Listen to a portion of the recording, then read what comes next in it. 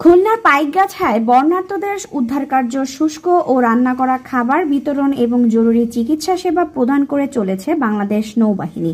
বাংলাদেশ নৌবাহিনী কর্তৃক খুলনার পাইকগাছা উপজেলায় বন্যায় দুর্গতদের মাঝে জরুরি চিকিৎসা প্রদান ও ত্রাণ সামগ্রীর বিতরণ চলমান রয়েছে। এছাড়াও বন্যায় ক্ষতিগ্রস্ত অসংখ্য পানিবন্দী মানুষকে নিরাপদ আশ্রয়ে সরিয়ে নেওয়ার জন্য কমান্ডার খুলনা নৌ অঞ্চল হতে প্রেরিত নৌবাহিনীর সহায়তাকারী দল নিরলস প্রচেষ্টা চলমান রেখেছে। বন্যা পরিস্থিতির উন্নতি না হওয়া পর্যন্ত বাংলাদেশ নৌবাহিনী এই দায়িত্ব পালন অব্যাহত রাখবে। তানিশা খান, প্রবাহ নিউজ ডেস্ক।